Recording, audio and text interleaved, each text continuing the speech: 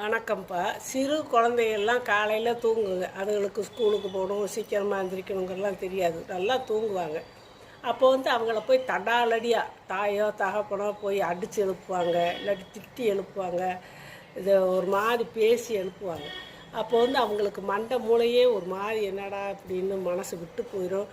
அன்னைக்கு பூராமே அவங்க அப்படி எழுப்பும்போது அன்னைக்கு பூராமே அவங்க அப்படியே ஒரு மாதிரி டல்லாகவே இருப்பாங்க, சுறுசுறுப்பாக இருக்க மாட்டாங்க. இதே நேரத்தில் எப்படி எழுப்புறது தூங்குகிற குழந்தைன்னா, இப்போ எல்லா பசங்களும் தூங்க தான் செய்வாங்க. ஸ்கூலுக்கு போனால் டக்குன்னு கரெக்டாக எந்திரிப்பாங்களா? அதெல்லாம் பெரிய பசங்கன்னா அப்படி ஒரு 10th 11th 12th இருப்பாங்க.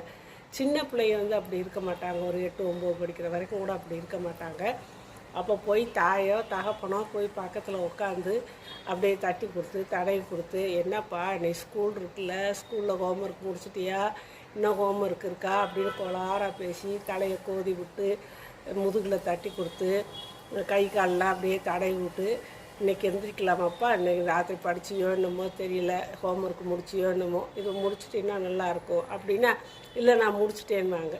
சரி முடித்தாலும் பரவாயில்ல, இப்போ நேரம் ஆயிடுச்சு, நான் நீங்கள் குளித்து கிளம்புறதுக்கு சரியாக இருக்கும், எழுந்திரிச்சு நான் வேலையை பார்ப்போமா தங்கம் அப்படின்னு சொல்லி ஒரு முத்தகத்தம் வச்சு அப்படி எழுப்பினோம்னா அவங்களுக்கு அன்றைக்கி சந்தோஷமாக எந்திரிக்கும் போதே அவங்க சந்தோஷமாக எந்திரிப்பாங்க.